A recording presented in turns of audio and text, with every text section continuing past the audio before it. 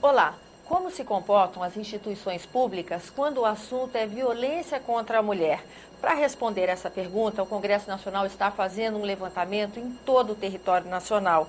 É a comissão parlamentar que investiga esse assunto. E quem conversa conosco sobre esse trabalho é a senadora Ana Rita, que é relatora desse trabalho, né, senadora? Muito obrigada pela sua presença aqui no nosso programa.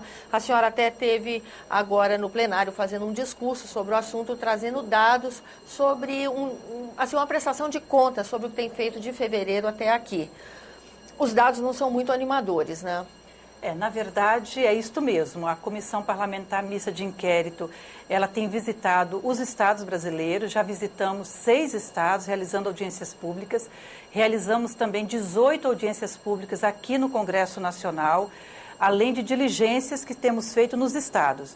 O resultado é de que, infelizmente, em todos os estados por onde nós passamos, todos os poderes constituídos de uma certa forma, estão sendo omissos na aplicação da legislação que deve proteger as mulheres em situação de violência. Aí eu já interrompo a senhora para perguntar, o que leva à omissão? É preconceito com relação ao tema? É falta de uma legislação melhor elaborada? É falta de recursos, dotação orçamentária para isso? O que é que leva a essa inoperância? Olha, eu acho que falta por parte dos poderes públicos realmente o compromisso com a aplicação da lei. Nós vimos, por exemplo, por parte dos poderes, tanto do Poder Executivo como por parte do Poder Judiciário, uma falta de responsabilidade com a execução das políticas. Por exemplo, nós vimos que a maior parte do Poder Judiciário, do sistema judiciário, que não prioriza, por exemplo, os juizados especializados de atendimento à mulher em situação de violência. Nós vimos que enquanto o juizado que atende as mulheres tem em torno de 20 mil processos, outros juizados, o juizado criminal, da vara de família, tem menos processos. Mas, no entanto, a equipe é a mesma quantidade de pessoal. Então, é preciso que haja um investimento maior, criando novas varas especializadas, colocando mais profissionais para atender, tendo mais juízes à disposição, porque o número de processos é muito grande e, infelizmente, o quadro é insuficiente para atender toda a demanda. A senhora disse também, antes da gente gravar, que a mulher que passa por uma violência doméstica, por exemplo, que quer fazer uma queixa, ela também não encontra muito suporte, né? Até mesmo para esperar a tramitação desse processo, para abrir esse processo, abrir a investigação que leve ao processo, tudo isso é complicado para a mulher ainda. Sim, nós vimos, por exemplo, durante as audiências públicas que nós fizemos, nós vimos alguns casos emblemáticos onde mulheres que procuram a Delegacia de Atendimento à Mulher, procuram o Ministério Público, procuram a Defensoria Pública, procuram a vara especializada, não encontram atendimento adequado. E essa mulher acaba sendo assassinada pelo seu companheiro. Ela não recebe, ela não é atendida, como ela não é atendida, ela não recebe as medidas protetivas e ela acaba ficando muito vulnerável, retornando a conviver com o seu ex-companheiro ou com o seu companheiro e sendo assassinada. Então, a gente percebe uma fragilidade muito grande por parte de todo o sistema de justiça nos estados por onde nós passamos. Isso a senhora já esteve em que regiões do país? Nós já visitamos o estado de Pernambuco, o estado de Minas Gerais, Santa Catarina, Rio Grande do Sul, Espírito Santo e Alagoas. Ou seja, são várias regiões, né? São várias regiões do país. Sudeste, Sul, em todas elas a mesma dificuldade. Nós percebemos que há fragilidades. Em alguns estados é maior a fragilidade, em outros estados é menor. Nós percebemos, por exemplo, que em alguns estados é o sistema de justiça que está mais frágil, enquanto que o Poder Executivo tenta fazer a sua parte. Em outros estados é o inverso.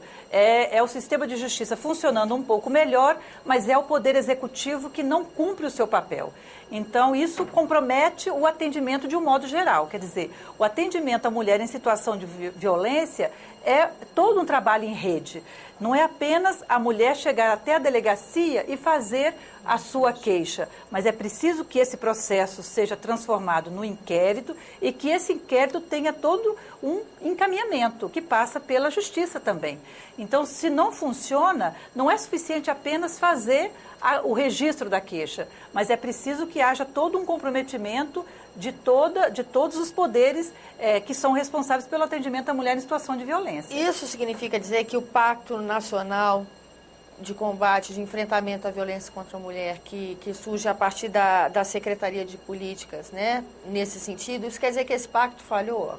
Não, não é que falhou, mas a gente percebe o seguinte, todos os estados já fizeram o pacto, alguns estados já assinaram a repactuação, mas as ações previstas no pacto, elas, em sua maioria, elas não estão sendo implementadas. Isso não quer dizer que o pacto falhou, mas há por parte dos estados uma falta de compromisso, de prioridade para essas ações. Por que eu digo prioridade? Para que o pacto funcione, é preciso de recursos financeiros.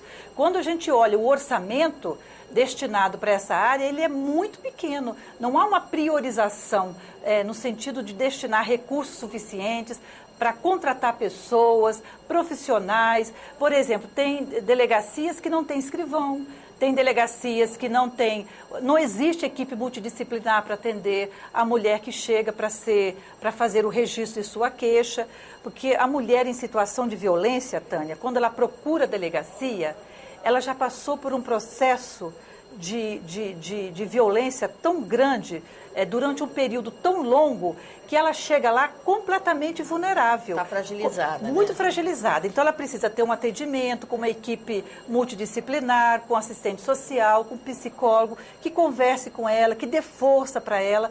Então, se os estados realmente não tiverem um olhar preferencial para estes espaços, tendo delegacias funcionando de forma adequada, em espaço suficiente. Nós vimos, por exemplo, em alguns estados onde nós passamos, que as mulheres são atendidas no corredor. O primeiro atendimento é feito no corredor, no meio de outras pessoas. Então, uma pessoa que está com o rosto marcado, com o braço marcado, que está toda emocionalmente já abalada, deprimida, com medo, porque ela sabe que ela está denunciando o seu ex-companheiro, né, que é o pai dos seus filhos, que ela, inclusive, ela fica muito frágil, porque ela depende dele muitas vezes economicamente. Então, é uma decisão muito difícil para ela. Então, se ela não for atendida por uma equipe realmente que dê força para ela, que estimule, que ajude e que aponte para ela quais são os caminhos que ela vai tomar daí para frente, ela se sente muito enfraquecida. E a mulher que chega na delegacia nessa situação, se ela não pode voltar para casa, porque ela pode correr risco de morrer, ela precisa ser encaminhada para uma casa-abrigo imediatamente. E o agressor precisa ter uma medida que o afaste dessa mulher. E muitas vezes essa medida não chega. Nós encontramos, Tânia, inclusive, em um dos estados que nós passamos, onde os juízes, são duas varas, são dois juízes, onde eles procuram preservar a família, por uma questão religiosa deles, pessoal, preservar a família. Então, em vez de aplicar a medida protetiva de afastamento do agressor do lar, tenta fazer a conciliação, que os dois têm que viver unidos. O conflito pode ser muito mais dramático. Não, e aí gerou morte. O caso que eu estou falando gerou a morte de um dos casos que nós vimos, inclusive de uma menina chamada Renata. Né? Ela foi assassinada justamente por isso. Ela foi estimulada a retornar para casa, porque não pode dissolver a família é intacta, ela precisa ser preservada. E essa senhora volta para casa e acaba... Uma senhora não, uma menina nova, de 16 anos, inclusive. Nossa. É uma jovem. Uma tragédia, ela teve que voltar para casa e acabou sendo assassinada. Nesse último minutinho de entrevista que nós temos ainda, a senhora está otimista com relação ao que esse levantamento, essa CPI pode trazer de benefício para reverter essa situação? A senhora está otimista? Eu estou muito otimista. Eu acho que o trabalho que a CPMI está fazendo é de um valor imenso, porque ele provoca a todos nós, parlamentares e também as autoridades públicas do nosso país, no sentido de entender que esta é uma realidade que precisa ser tratada com a devida prioridade por todos, inclusive pela sociedade. A sociedade também tem um papel a cumprir, não é uma responsabilidade só dos poderes constituídos. Então, eu acredito muito que esse trabalho vai nos dar elementos suficientes para que possamos apresentar, propor medidas para superar essa realidade. Senadora, a senhora vai ser nossa convidada para uma próxima entrevista, que nosso tempo simplesmente já se esgotou, para trazer o amadurecimento dessas sugestões que revertam essa situação. Atila, muito obrigada pela sua presença no nosso programa.